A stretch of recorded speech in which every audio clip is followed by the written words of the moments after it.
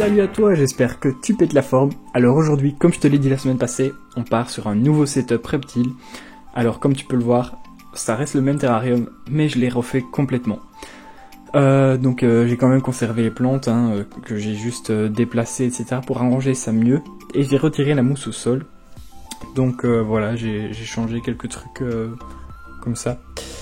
Il y a toujours deux Felzuma quadriocellata, on peut en voir un là. Faut pas faire gaffe à la couleur de la peau si jamais il est en mue, donc c'est normal, il y a les morceaux de peau qui partent. D'ailleurs j'ai été étonné parce que d'habitude il l'a fait en une fois ce petit là, donc c'était la première fois je pense qu'il l'a fait en morceaux comme ça. Donc on peut le voir, ils aiment bien tous les deux aller se mettre sur les grandes feuilles comme ça de ma bégonia. Parce que je ne sais pas pourquoi, mais ils kiffent. Donc voilà, c'est parfait. Voilà, donc sinon je vais vous expliquer quelques trucs vite fait de pourquoi j'ai fait comme ça et quelques infos en général sur les geckos diurnes. Donc ici, j'ai refait le terrarium en fait, tout simplement parce qu'il va accueillir bientôt des Anolis à la place des Felzus. Donc franchement, les Felzus, ça aurait été super de les avoir, mais c'est impossible de trouver un mâle. Vraiment, je cherche depuis maintenant 1 an presque, et impossible. Donc j'ai décidé de partir sur des Anolis. Comme tu peux le voir, j'ai conservé mes plantes, donc j'ai vraiment rajouté beaucoup de branches en l'air en fait, pour que les geckos et les Anolis puissent sauter de branche en branche. Parce que, faut quand même le rappeler, donc ce sont des geckos diurnes. Donc moi ici je vais vous faire ce terrain là, c'est vraiment parfait pour des geckos diurnes, donc le genre Felzuma et Anolis en général. Donc franchement ce terrain là, je peux vous dire de prendre exemple pour les branchages.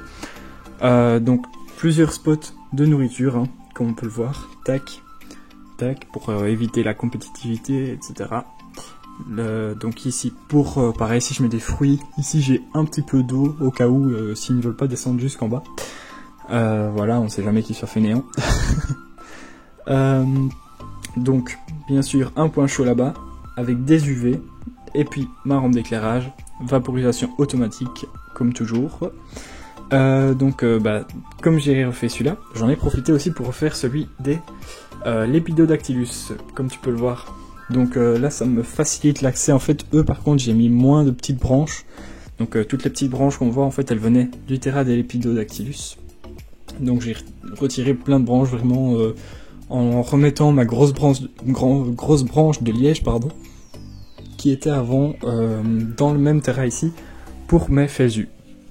Donc voilà, j'ai fait quelques changements dans les bacs qui sont plus pratiques pour moi. Donc ici, pourquoi j'ai retiré la mousse au sol?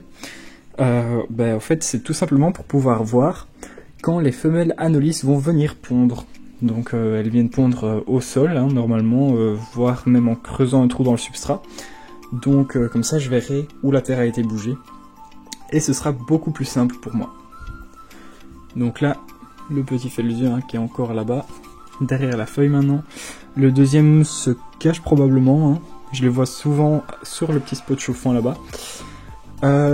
Ça c'est vraiment très important pour les geckos diurnes parce que c'est des geckos qui vont venir s'exposer et se thermoréguler avec la chaleur. En général c'est directement du soleil, donc en terrarium c'est compliqué de reproduire ça à moins que ce soit un terrain extérieur, mais ça c'est peu de personnes qui ont la chance d'en avoir.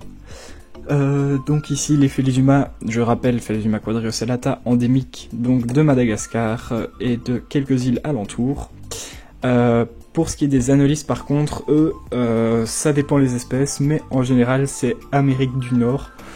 Donc par exemple le plus classique que je vais probablement prendre, l'Anolis carolinensis, donc ce sera peut-être un trio de ceux-là.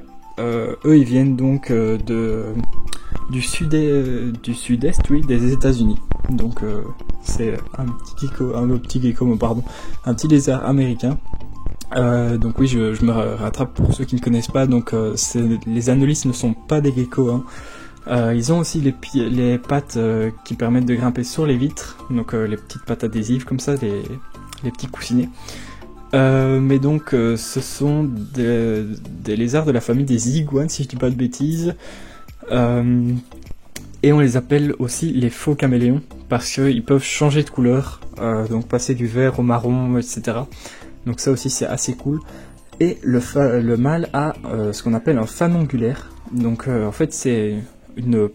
Enfin, je pense que c'est une membrane de peau, ouais, qui déploie sous sa gorge pour la parade nuptiale par exemple, ou alors pour s'il se sent menacé, etc. Donc ça aussi c'est vraiment super chouette à voir. Donc j'essaierai de vous faire des images. Hop, on peut voir le petit là-bas toujours. Hein. Donc il se déplace un petit peu sur la feuille. Donc voilà, c'est une petite vidéo pour vous montrer vite fait le nouveau terrain. Hein. Donc ici j'ai toujours le liège qui est accroché avec du silicone d'aquarium. Donc voilà, il y a une petite cachette ici où les lézards savent venir se mettre et que c'est déclipsé on va dire. Donc ça serait pratique. Voilà, donc après pas plus de choses à se dire que ça sur mes petits lézards. Donc si ce n'est que un terrain planté avec des vraies plantes c'est toujours mieux. Alors celui-ci, vous pourrez me dire avec les plantes et tout ça, ça rend vraiment bien. Alors si on passe chez les Lepidodactylus, alors là, peut me faire frapper. Donc il y a 3 vraies plantes, ça, celle-là, et qui sont vraiment pas en forme d'ailleurs. Malheureusement, je sais pas pourquoi elles ont du mal ici. À mon avis c'est avec la lumière, comme il n'y a pas beaucoup de luminosité comparé à côté. Et ici c'est un petit bout de mon philodendron qui est juste là. Donc voilà, j'ai mis ça, le reste c'est des fausses plantes, là-bas dans le fond une fausse plante, et puis c'est principalement des branches. Hein. Donc là-bas derrière il y a un petit tapis chauffant, hop, je ne sais pas trop si les geckos sont par là, à mon avis ils se cachent plutôt dans la branche, donc voilà, je vais pas les embêter. Hop, voilà. Donc si vous avez des conseils, par exemple si vous avez des anolis, etc., franchement, n'hésitez pas à me dire en commentaire, à me donner des conseils. Je sais pas encore l'espèce que j'aurai, hein, donc je vais les prendre sur une bourse, j'ai déjà discuté avec le vendeur. Et donc voilà, je vais essayer de trouver une belle espèce.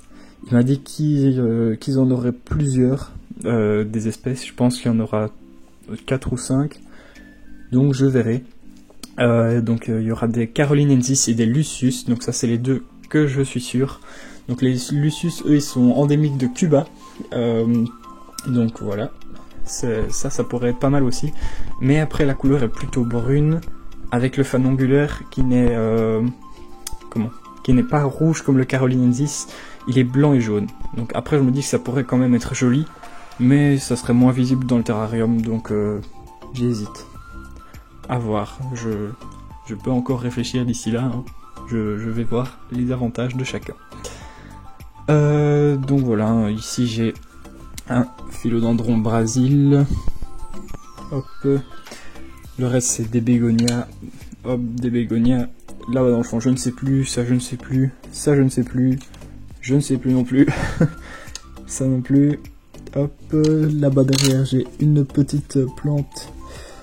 Pas Monstera mais qui ressemble quand même, hein, là-bas, hop, dans le fond les grandes Monstera, encore la Monstera ici, et voilà, donc c'est vraiment les plantes, on va dire, typiques qui font jungle.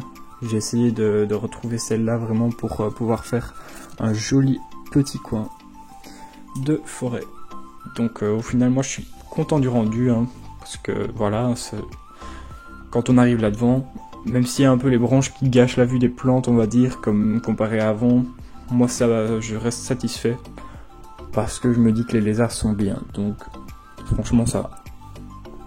Sur ce, moi je te dis merci d'avoir regardé jusqu'au bout, n'hésite pas à mettre un petit like, un commentaire, hein, à t'abonner si c'est pas déjà fait, et nous on se retrouve mercredi prochain à 14 h, hein. Donc je pense que la vidéo sera encore sur un nouveau setup de fourmis cette fois. Donc ce sera, mais je vais garder la surprise, hein, je ne vais pas vous dire en fait. Voilà, faux espoir. Voilà, c'est tout pour moi pour aujourd'hui. Alors je te dis à très vite et ciao ciao.